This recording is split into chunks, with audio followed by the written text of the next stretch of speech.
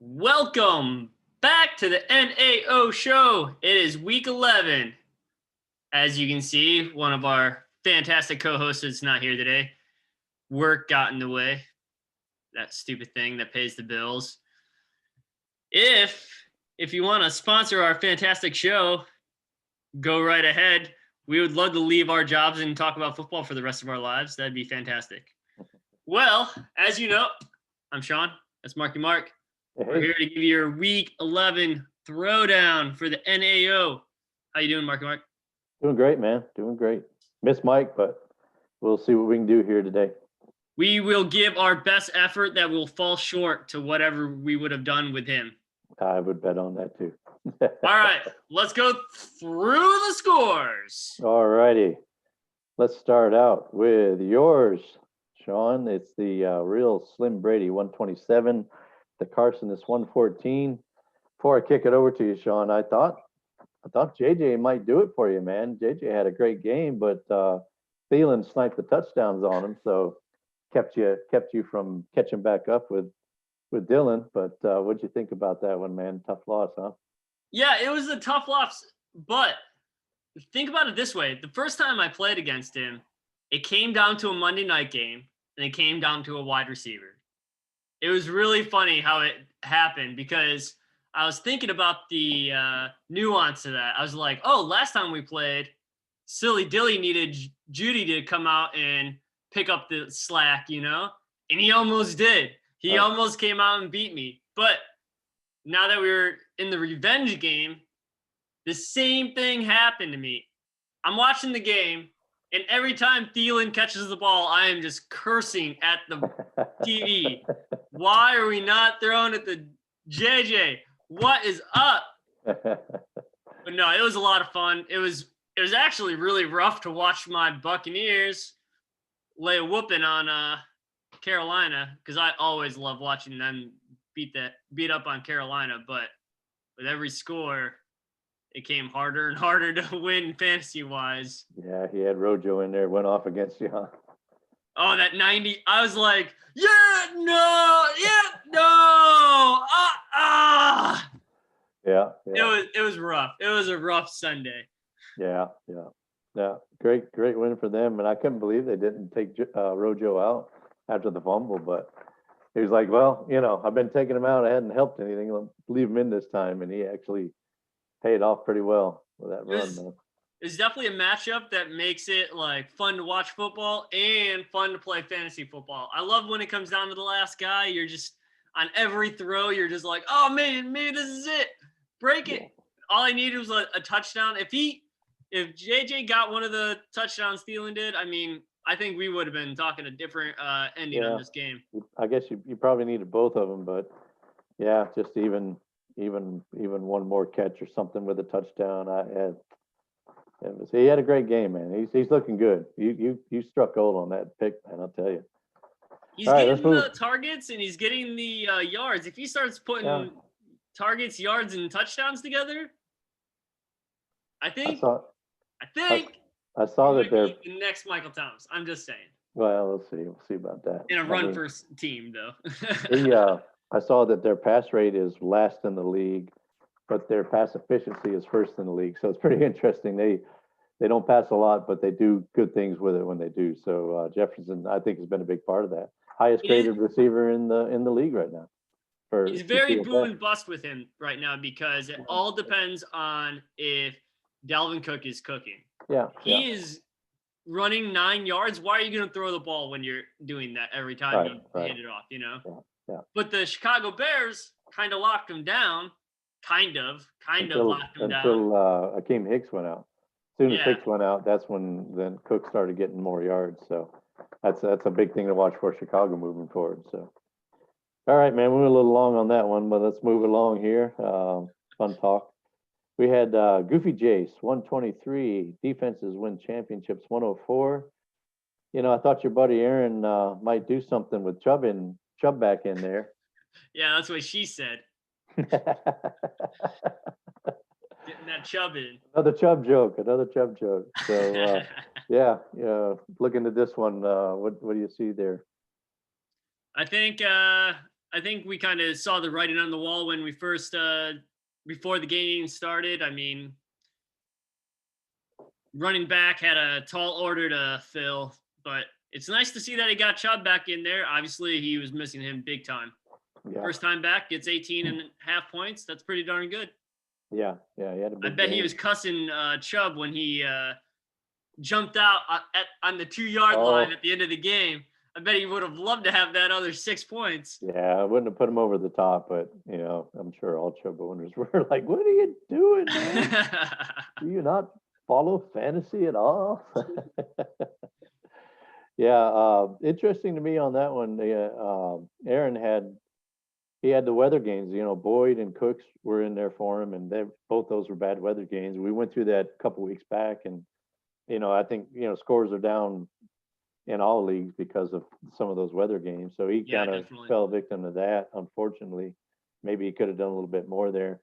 Interesting for me on Goofy J's side was Gallman with 18.50 points. Wayne Gallman. How do you like that? I mean, It's funny because him and Hill had a couple like throw-ins that just worked out. You know what I mean? Like throw a Yeah. dart at the board and hope for the best. Yeah, no, I mean, takes guts to start him, and I don't know. I didn't look real close. Maybe he didn't have better options, but that was a good start for him, and it worked out pretty well. Somebody you didn't expect that many points out of, so good for Goofy there. We'll give him credit and say he meant to do that. All right, next we have a name change. We have Dalvinized Blue Steel. Little play on Dalvin Cook's name, of course.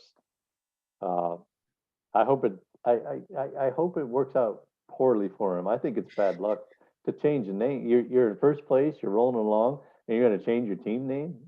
We'll see. I'm sports superstitious. I would not do that. If I was playing bad, if I was doing poorly, I would change my name. Do something to change the luck, right? But not when things are going well. So anyway, I digress. He beat up on the underdogs a little bit there, 122-82. And funny to me that Evan begged you on chat to stop picking them to win. Pretty poor showing for them. What else do you have on that? What other thoughts? You know what? The surprising about this matchup is the lack of production from 2 wide receivers, one from each side, Metcalf and AJ Brown. I think it's come out that AJ Brown is very touchdown dependent on his score. If he gets the score, he's going to do okay. But if he's not going to do enough to fulfill that wide receiver 2 with upside, as everybody with AJ Brown is hoping for. And for Metcalf to only have 3.5 points, I'm going to go out on a really, really thin limb and say that he's probably not going to do that for the rest of the year. So he got pretty lucky that actually Waller didn't even do that great either. So I think that guy, he dodged a bullet on this one. Maybe he sees the writing on the wall.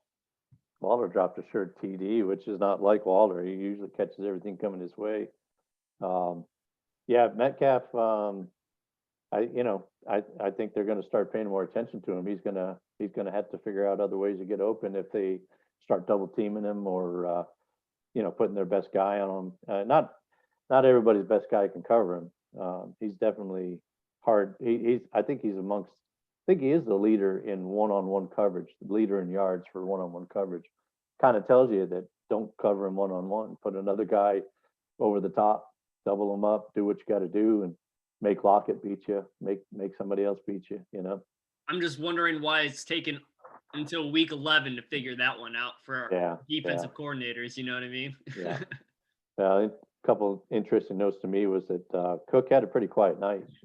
He didn't get much until later on when, like I said, when Hicks went out. Mm-hmm. But Hopkins and Higgins were big for Tua time. Tua time. Yeah, definitely. That's the name we're going to stick with. Tua time. So Tua time. Higgins and Hopkins had big games. Hopkins with that Hail Mary at the end of the game, which definitely bumped his stats up there. He was kind of pedestrian until that point.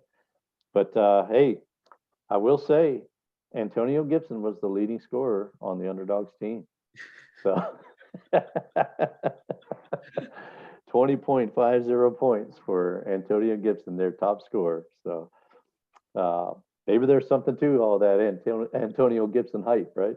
Yeah, maybe. He was their top scorer, but then again, they only had 82 points. He got a quarter of their points pretty much, and they didn't get much else. So poor guys. They had, even Devontae Adams, not a big game. So Tannehill, poor game pretty much. So down matchup for them, I should say. All right, moving on. We have the Baba O'Reillys 116, Frank's Beauties 93. It wasn't pretty, but I got the job done, and that's what she said. That's what she said. So, what are your thoughts as the odd man out here of the NAO crew on this matchup? Congratulations on the win. Yeah, thank you. I just want to say that JD McKissick is probably the real thing. Like, I think he is the target for Alex Checkdown Smith. You know what I mean? Yeah. Fun fact. JD McKissick was drafted in the vet draft in round 25. Round 25. Where do you think he'd be drafted nowadays? Well, who drafted him? Did you really? Yeah, I know. I was like, what am I doing? Like, I'm paying all this money for for running backs nowadays, and I just move JD McKissick like it's nothing, you know? If I'm in round 25 and I see JD McKissick, I'm saying, is he still in the league? Exactly. Is he still fourth pick in the 25th round? No kidding. Well, hey, I'm sure you knew what you were doing with that pick. So thanks for giving me more credit than I need. But I love that he's working out for Frank. I mean, well, yeah, he's been getting a ton of targets, and he's doing good things with them. He's got the volume. Just goes to show that volume is king. So go with a guy who's getting the work, right? The thing about this game, this matchup, is I'm actually shocked to see more than one wide receiver produce in Pittsburgh. Devontae Johnson had 20 points, and Juju Smith had 18 points. That was pretty.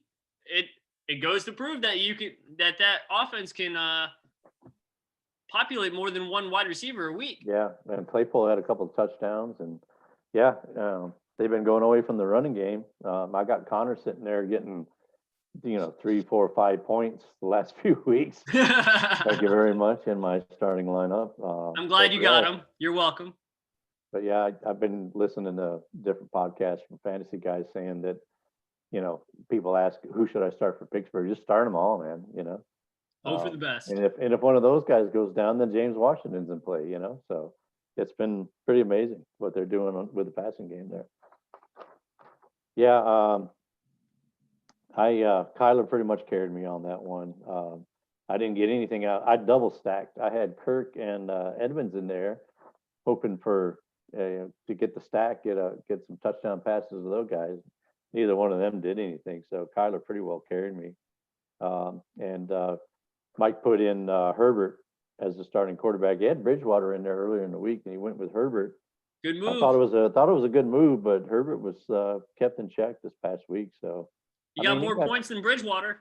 Yeah, but what? One more point, right? I mean, you were hoping for 10 more points than Bridgewater, but so he was pretty quiet in this game. So I'm interested to see what Herbert's going to do moving forward, if they're starting to catch up with him or just an anomaly in that game. So, all right, our final matchup was Skippy Dogs 112, the Spicy Biscuits 61.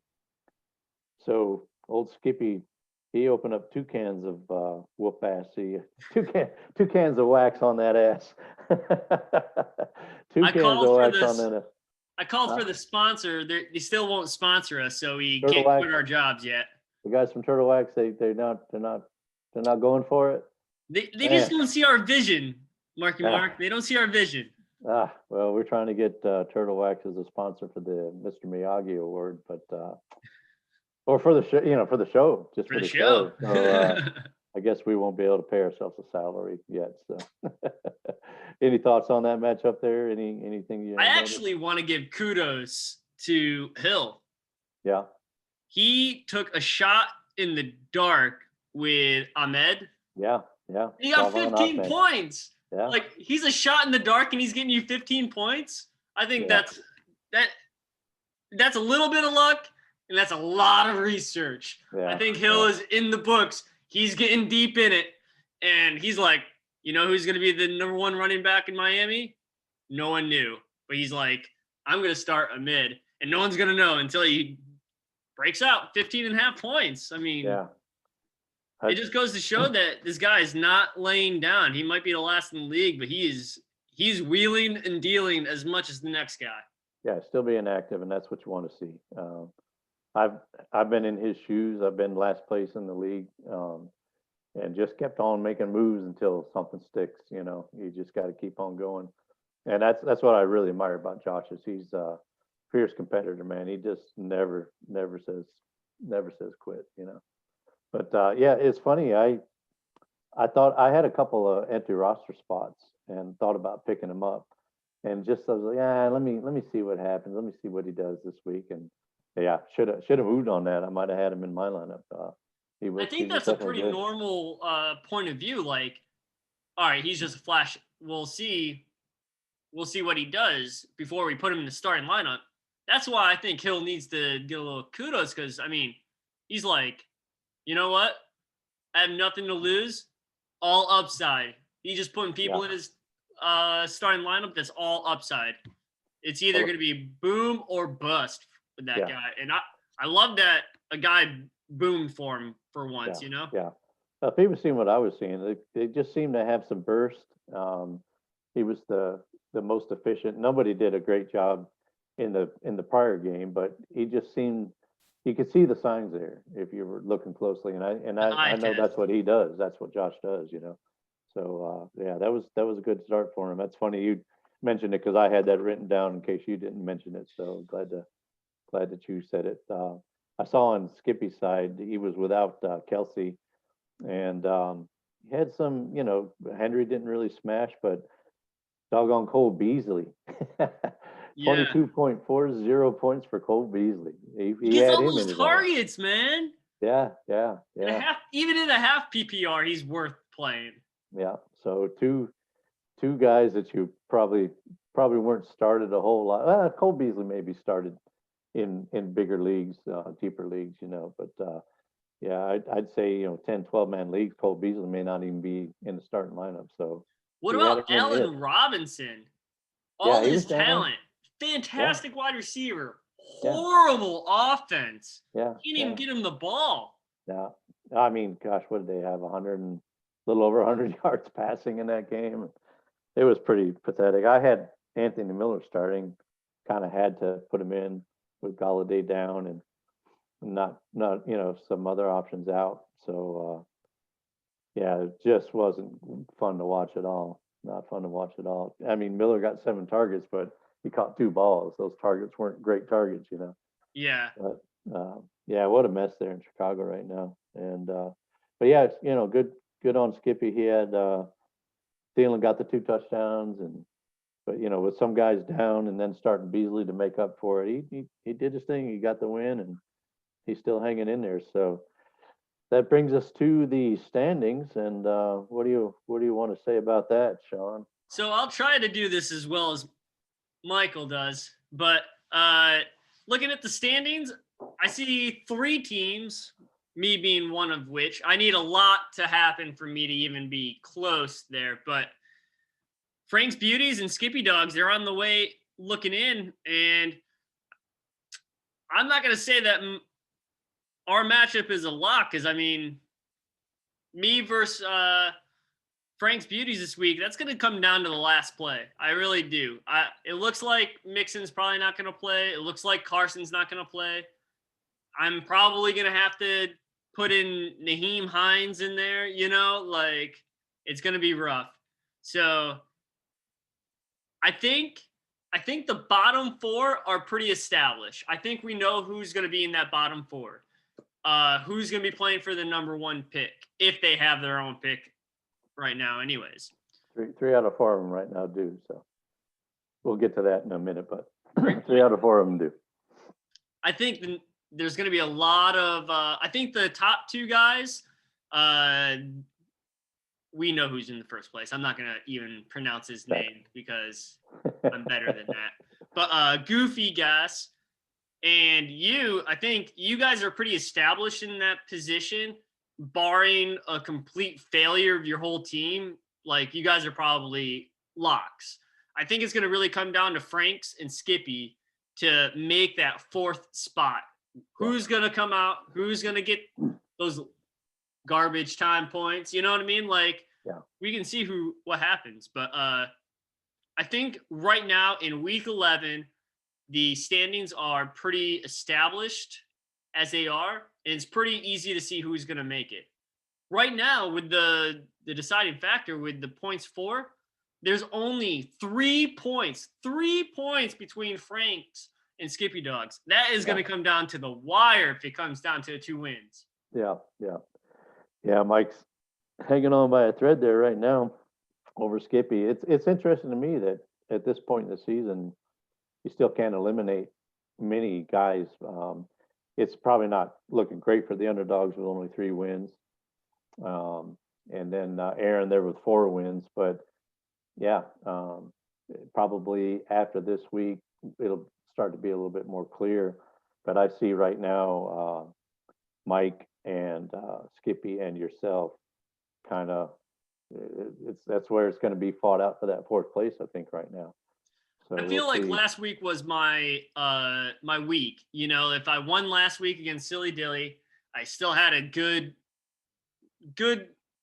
arm into the playoffs. I think a lot would have to fall apart for me to get in there. I would have to win out, obviously, and all my guys would have to get healthy. Good thing this is a long man's game and not a short man's game. That's what she said. That's what she said. Hey! That's 3. We got 3 in today. Whew, we're hot. That's what she said. Yeah. All right. We're forcing it now. We're just. That's what she said. I forgot to mention that that Dylan had the high score this week, man. I'm sorry, Dylan. Kudos, man. You had the high score. It was a down week in scoring, but you had that top one. And Sean, I mean, you could have beat several other managers in the league this week, and just happened to get the high score this week. So good on Dylan for a good week here.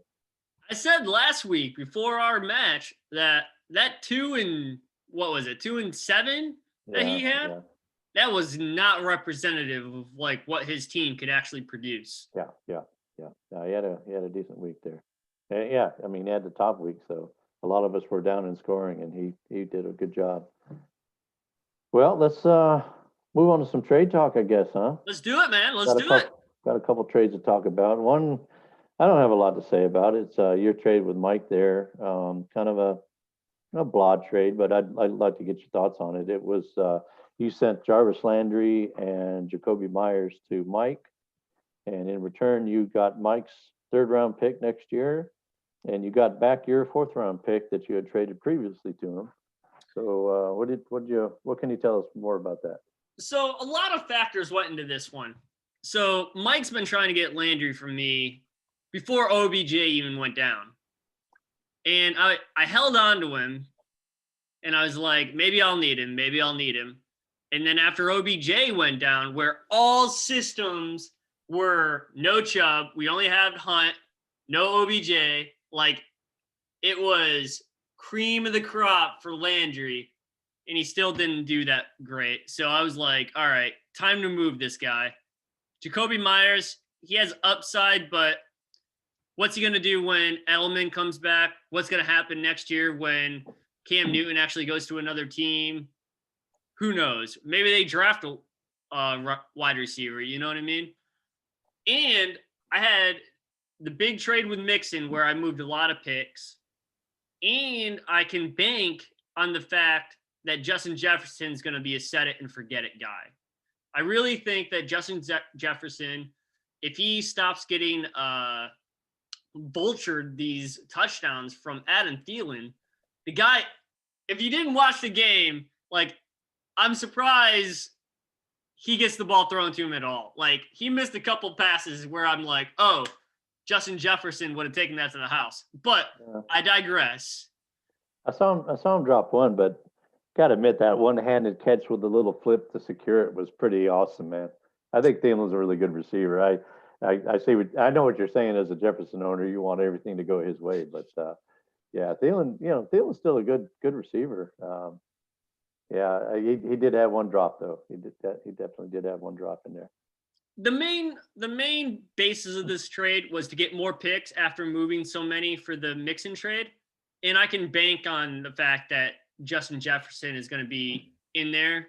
And I only need 3 wide receivers because I'll have 4 starting running backs when they're in there. Yeah, I think you've done some good job with your roster construction, and you definitely struck gold on Jefferson being a rookie and doing what he's doing. It's pretty unprecedented. So that was definitely a good pick for you. And yeah, I guess you could spare those guys. Myers is interesting. I'm here in Raleigh, like NC State, and a big Myers fan. I've been pulling for him, and I was talking with Dylan early in the year, and he and I were agreeing that we thought people were sleeping on Myers, that he could do some things if he got the opportunity, and he's showing out now. He's a good football player. He's a smart football player, former quarterback, and so probably somebody. Yeah, like you said, for the future you don't know. But right now, he's definitely doing well, and maybe he helps Mike out while he's dealing with injuries and stuff. So, I think that was the mindset. Not to speak for another man, but I think that was what he was trying to do. He was trying to shore up the wide receiver spot, the third flex spot for him, give him a couple more pieces to play with, so he can make that run for the playoffs. Yeah. No, he's dealt with injuries and had a few. Injuries and then things like Zeke underperforming with Michael Thomas underperforming. Yeah. So he definitely needed he has some holes to plug trying to stay in the playoffs. So, well, we got one more trade to discuss. I made a trade with Dylan. So I sent him Preston Williams, Harrison Bryant, his 2021 first rounder, and the Underdogs 2021 second rounder. In return, I got Chris Godwin. So for me, it was about trying to stay in that playoff hunt, having some injuries myself, and trying to, play for now. So I definitely gave up the future. I mortgaged the future with that first and second round pick to get Chris Godwin. But Godwin's a solid piece that I can put in there every week. And for Dylan, he gets his first rounder back, so now he's got that to play with if he stays in that bottom 4. He's got something to play for down there. And right now, the Underdog second round pick, they're down in the bottom 4, so that could be a high pick as well. I gave him Preston Williams. He's hurt right now, but I think he agreed that Tua was already looking his way. He had 5 targets in the Rams game. He only threw the ball 22 times, and 5 of those went to Preston Williams. And then in the Arizona game, when Williams got hurt, when he went out, he had 5 targets. He had 4 catches for 60 yards and a touchdown, 14 points, and that was not even a full game. And so Right. I think he agreed that Tua was looking his way. And if Williams can get back in there, then he's got somebody that's probably a good flex play for right now. Harrison Bryant, I've been high on him. I think he's kind of flown under the radar being with the Browns, but he's been involved already as a rookie, and put up one real good game when Hooper was out. Yep. You can tell they don't like Njoku for whatever reason. I think Njoku's, I don't know why. He's a good guy with a lot of athleticism. Immensely talented, but they don't use him. So Harrison Bryant is their guy that they drafted, and I think Hooper he'll play out his contract, but then Bryant's a guy that is already looking like he may be able to step up in that number 1 role down the line. So I think it was good for both of us. What do you think about that trade? So in a vacuum, I think this trade is super even. I see where Silly Dilly came out and what his mindset is. And I love the fact that you're going out there right before the end of the trade line, trying to shear up another piece just to make that run for the first time champion in the NAO. That's going to have a nice twang to it if it does happen. I think a couple guys might have something to say about that. But just a little bit. This is my take on wide receivers in the Tampa Bay Buccaneers. I think with Mike Evans and Chris Godwin and now Antonio Brown being on the same team, it hurts fantasy-wise the production of what you would think Chris Godwin could do. When you pick up Chris Godwin, you're thinking, okay, strong wide receiver 2, high floor for a wide receiver 1 spot. But Tom Brady is how old? He doesn't care who it is. As long as you're catching the ball, he's going to throw it to you. If you are open, he's going to throw the ball to you. He doesn't care if your name is Mike Evans, if your name is Chris Godwin. He is going to throw the ball. I think that hurts fantasy-wise the value that we put on people, Chris Godwin and Mike Evans. So I actually like this trade better for Silly Dilly in the long run because he gets a couple pieces you can play with, a couple picks. You don't know what's going to happen in those picks. But my question to Silly Dilly, if I had a chance to ask him, is why would you move Chris Godwin if you're trying to get the number 1 pick? If you're trying to win the bottom bracket, Chris Godwin is going to be a piece that's going to push you over the edge because you don't know who the hot hand's going to be in Tampa, but Chris Godwin is probably wide receiver 2 probably in the red zone. I think Mike Evans is probably the more targeted wide receiver in the end zone, but Chris Godwin is definitely long-term better wide receiver. Yeah. Well, I'll give you a little more insight on the trade. My pitch to him was that you don't even have your first round pick to play for right now. And so if you get that back, then you've got a little more to play for. Also, Julio Jones was on bye, and we talked about this trade last week, but then we purposely kind of waited this week because he needed Godwin in there while Julio was on bye. So now Julio comes back in the lineup and stays there, and so he's got him to put in that place. So if you look at his score this past week being the high scorer, Julio could easily do what Godwin did or maybe more, if not more, higher ceiling on the Julio Jones. Right. So I get you make a good point there, but if you look a little bit deeper, dig a little bit deeper, then he's got Julio to pop in there to play for that try to get that number 1 pick, and now he gets to play for his number 1 pick. Yeah. And to boot, he's got the guys underdogs down there in the bottom 4 as well. So the worst those 2 picks can be are 4 and 14. Number 4 pick and number 14 pick could be better, and so we'll have to see what happens with it. And that's not bad though to think about. Okay, I'm down here. I need to build for the future, and Julio. Talking about Julio, he's getting older, so he's going to have to replace him. So now he's got some picks to maybe get Julio's replacement in there. So I love the pick for both sides. I love the fact that he went to go get his first round pick, and now I think I can't be the only person looking at his team going, why is he 3-7? Like, yeah. I think a lot of times if his guys just underperformed for various reasons, but when he gets to playoffs, he's going to be a tough out. Yeah. If you recall, he had a few, I think, I hate to point it out, but I think he had a few worse managers because he left some on the bench. So I think we all do. I think it's a matter of, he's learning and coming along as far as making those calls. Which shoot, I shouldn't say that. We've all left a lot on our bench at times, man. I left 40 something points on my bench this week. we've all left wins on our bench. But I just know he is a little bit newer to fantasy, I think, from what Josh told me. So he's getting there, man. He's definitely got some things to work with and pieces to work with. So yeah, I'll now after making this trade, I'll be interested to see what he does with all of that. I'll be watching Preston Williams and I'll be watching Harrison Bryant and see how well they do down the line and see who he picks for those picks.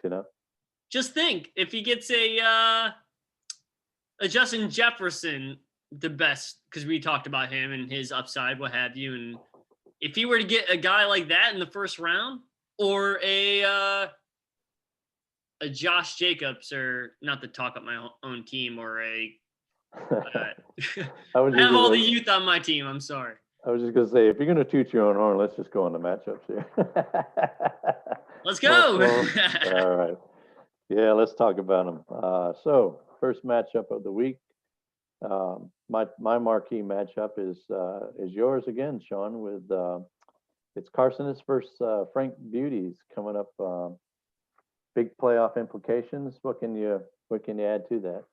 Well, it looks like I'm probably going to be down Chris Carson and Joe Mixon, which definitely lowers my projection score, which makes me a easier out than I should be. But I'm okay with it. Long man's game. Playing chess, not checkers. And I love J.D. McKissick. I wish for some reason there was a light that shined down on me when I was in the 25th round or something when I drafted him. Like, you should probably hold on to this guy. I wish I had. I think he has so much upside. He's projected 10 points. I wouldn't be shocked if he got plus 15, with all the targets he gets with check down freaking Alex Smith over there.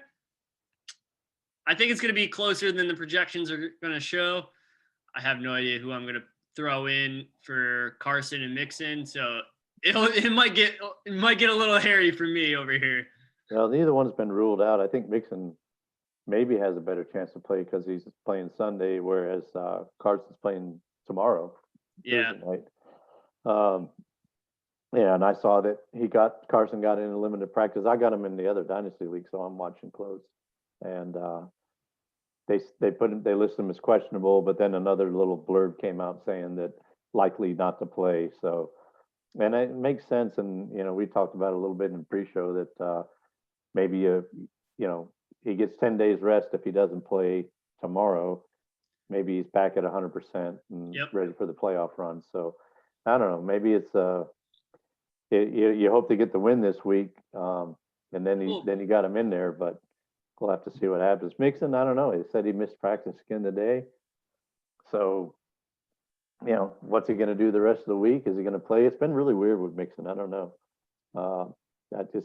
Nobody, I follow injury news, and nobody can point to the play where it happened because, a lot of these guys that do injuries, they watch the play, and a lot of times they can look at it and tell how severe it is, and give you a good call on how long they'll be out. You haven't even seen that, and he just continues to be out. So I tried to trade for Mixon too. I went a little lower than you did and didn't get him, and you got him, and I'm kind of like, dang, thanks, cousin. I might have dodged a bullet there, and I hate it for you, but man, it's just weird, So we'll have to see what happens through the rest of the week of practice here. The two things that I think are going to come down to this matchup are, for me, I have, other than my Chris Carson and Joe Mixon, I have a lot of really good matchups with Chark, Edmund, Jacobs, CEH. Got a lot of green there, do you? Got a lot of green. But the point that I am scared of is the cancer on the Tampa Bay Buccaneers, Jameis Winston. This guy is going to go in there playing for his job, obviously. He's a backup. And all right, you need to make a bunch of throws. Who are you going to throw to? Probably Michael Thomas. Yeah. The surest thing that you got there. So he could have a monster game with Jameis Winston. Yeah, it's hard to say. Michael Thomas, him and Breeze were kind of made for each other because Breeze can't go downfield as much, and so they're throwing a lot of shorter routes to Thomas. Winston, he's always been one that he's not afraid to sling it and get it downfield. That's right. But yeah, if Peyton is smart, he's like you're number 13. That's the guy you want to throw it to. And don't be stupid. Don't throw a bunch of interceptions. Get it. Don't overthink it. Yeah, and so yeah, if there's going to be a breakout game this year for Thomas, it might be this week. So. And they're playing Atlanta. I mean. Yeah. Atlanta's bad. Yeah.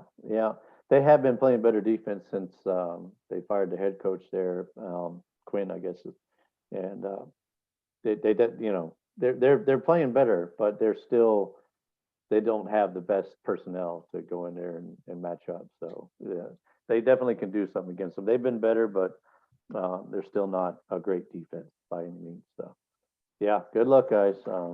Yeah, it's going to be a good one. The next one's going to be pretty good too for playoff implications. We got the Skippy Dogs going up against Defenses Win Championships. Pretty much a must-win for Aaron. And Skippy's been pretty hot, moving up the standings. Lost last week, but back on the win. I'm sorry, 2 weeks ago, but back on the winning track this week. So, what are your thoughts on that matchup? I think this is Skippy Dog's game to lose. If for some reason Defenses Win Championships wins with Josh Allen out, I would be more interested to see how Skippy Dog lost this game. Yeah. Aaron he's had some injuries to deal with there. Maybe he might get Mostert back though. They're talking about Mostert coming back. And I know on Skippy Dog's side, he's got Kelsey back in there. And I think Minnesota with Thielen, thinking about Thielen. Are they playing Dallas this week? They're playing Dallas. I was just about to say, Defense Win Championships. They might want to go ahead and throw Kirk Cousins in there. They're playing Dallas. If anybody's playing Dallas, it's a pretty good start. You know what I mean? Yeah. Unfortunately, Cowboys, man. Not to kill a dead horse. Yeah, I'd beat a dead horse. Yeah, it's a good one. That one, and along with yours with Mike, both are, it's right there.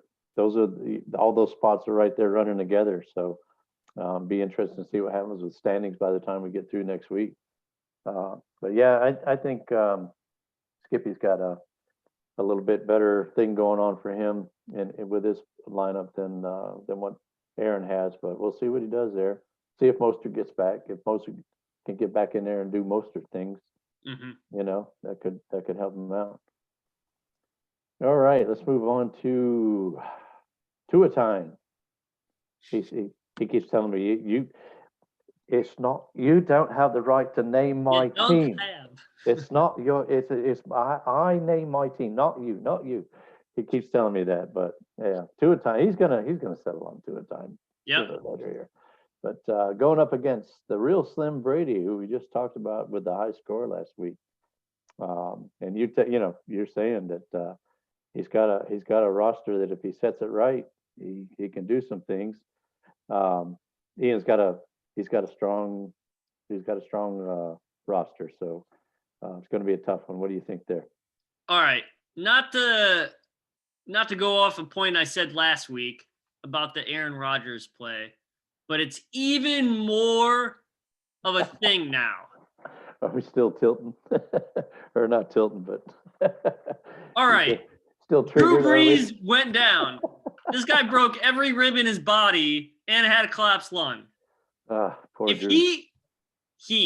We all know who I'm talking about, that guy. If he didn't have Aaron Rodgers, he would have to pick between the crappy play of Cam Newton and the crappy play of Jared Goff. And that would be the downside of his team. Not to give him too much credit, his team's pretty good. He would still have Drew Lock, that was being facetious there. Yes, I know. If he didn't have Aaron Rodgers, he'd have Drew, he'd have Jared, and he'd have Cam. And that'd be a tough choice. It's just why? The Why, moral of the Goofy? story is Goofy, don't trade Aaron to 2 a time. All trades need to be approved by both commissioners before you trade anything to Steely. No more instant trades. We got to talk this one out. No. You can't do that. You can't do that, Ian. Yeah, I know what you're saying, man. That definitely helps him for the playoff run if Aaron keeps on playing the way he's been playing. I hope he retires after this season, just to give it to Ian. Yeah, so I think it's going to be a tough one there. Be nice to see him get knocked off, but Yes, it would. it's going to be tough for Dylan to do that. So, well, set your lineup, Dylan. Do your homework, man. Set it good. Don't be the worst manager. Don't be the worst manager this week, and we'll see what happens. Well, the next matchup we got is Goofy Jace versus the Silly Biscuits. Pretty much, so that's a second place guy against the 10th place guy, 10th place guy, and yeah, I wish I could give Josh a better chance in this one, but that's going to be another tough one for these Silly Biscuits. What do you think there? Well, Andy Dalton's coming back from his concussion protocol, and he's got the two best wide receivers in Dallas, and they have a good matchup against Minnesota. So, I mean, the floor isn't great for his whole team, but the upside for his team, I mean, it could be pretty good. Cup could come out. I mean, Jason Taylor could have a day. He needs a couple things to happen for him, but I'm not going to just count him out because of the projections. You know what I mean?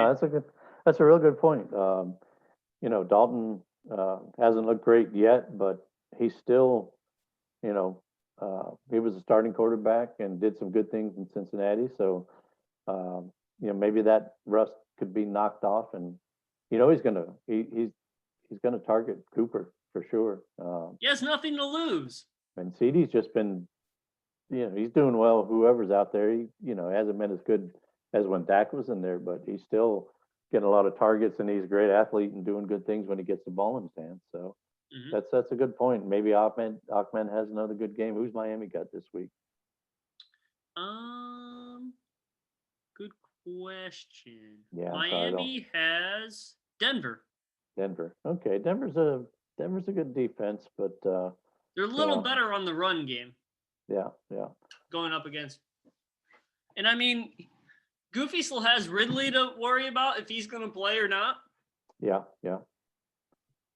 If Deshaun Watson, I mean, they're playing in a dome this week, so that's a little bit better. But yeah. Because last week he got hit with the weather game, but talking about Will Fuller, he's got Will Fuller, right? So yeah. Yeah. The answer to the question, why was Wayne Gallman in your lineup? It's because Ridley was hurt, right? Maybe I shouldn't have given so much credit. He was only in there because Ridley was hurt, man. But hey, worked out for him. So it's gonna be tough for Josh to get that one, but I think we'd all love to see that too. We'd love to see Tua time and Goofy Jace go down. That'd be wonderful. And we're not asking for much. We're just asking for the world. Maybe the Bob O'Reillys can benefit from all of that. So speaking of the Bob O'Reillys, I'm going up against the underdogs. Team. Yeah, going up against the underdogs, and I'll tell you, it's in the back of my mind that they put up 160 a couple weeks back, and that they're sitting down there in 7th place, is it? 8th place, I think, with more points than 3 or 4 guys ahead of them. And they points wise, they'd be in 4th place. They're sitting down there in 8th. So I don't look at this and say, yeah, I got the 8th place team. This is a cakewalk for me. What do you think, Sean? I think this is the same way with Skippy Dogs. I mean, I think it's your week to lose. If you mess up the lineup, you're going to get bitten. The underdogs will have a better game than what they're projected. I mean, they don't even have a defense in right now, so their projection is going to be a little higher than that. So, but to your point, I like a lot of the matchups on your team. I don't think you're gonna do. Are you gonna go Edmonds and Kirk with the Murray stack again? Well, I'll tell you, if Galladay plays, I'm going to put Galladay in over Edmonds because Edmonds was he yeah, he was. It's a shame. I really thought Drake would be out longer and Edmonds would do his thing, but he was kind of back to that, number two option there. Still did okay, but didn't score or anything. So, I mean, I don't mind having Edmonds in there at all. I've been playing him a lot this year because of other guys being hurt, and he's been fine. But yeah, I definitely will put Galladay in if he's active this week over Has him. your mindset for Edmonds changed? I knew that you're really high on him and that he might take the number one spot. Do you think that's changed a little bit? No, I mean, I'm still high on Edmonds. I love him. I got him in. That's the one player in 4 leagues that I play in. I've got him in every league. So I'm very high on Edmonds. But Drake has done better than I thought he would. The one big game he had was against Dallas, and I thought we could kind of throw that out. But coming in there last week and getting 100 yards like he did, and taking touches away from Edmonds, and seeming to be okay from the injury, you can't. I just can't discount him. I can't say Drake's not a factor, So, yeah, I love Edmonds, but I got to be realistic. If Galladay's in, I'm going to play him and put Edmonds on the bench. Go with the what I think is a little more of a sure thing. So I think the underdogs have they have a couple hard matchups. They got to play Baltimore and they got to play Pittsburgh. So yeah, I had a whole lot of green. I mean, I love when I look at that lineup coming into the next week and I see all that green. I'm just like, yeah, that's green's such a nice color. But makes your job easier, right? oh yeah, look at all that green, man. Yeah, Deontay Johnson and Connor, I think, are both in the green, and yeah, so I'm happy about my matchups this week, but definitely not taking those guys lightly at all. So yeah, I was gonna say I don't want to see any crocodile tears next week when the underdogs. My pick to win this week, the underdogs over Fabio Rales. Whoa, bold pick, man, bold pick. Bold pick indeed. They love it when you pick them to win, man. They just love it. So, hey, I wish I could be a fly on the wall when Evan watches this. Yeah, they got Devontae Adams mispracticed, so that poor guy's been banged up this year. He's so awesome, man, but he's definitely having trouble staying on the field this year. He missed practice, maybe a precautionary thing since he's been dinged up. But I'm watching that one closely because wouldn't hurt my feelings if he's not 100%, because he can win a week for you. He could throw a 40 and not even blink. Yeah. So yeah, it'll be an interesting one. I certainly hope to keep pace and hope that Godwin trade, got him in my lineup. So hoping that gives me another piece to keep in the playoff hunt. So, well, that wraps up week 11 in the NAO show. Next week it will be week 12. We'll tear down all the ups and downs of week 11. Hopefully, Michael will be back. And yeah. We'll make sure he's back. I hope Goofy loses and that other guy. Oh yeah, you suck, Ian.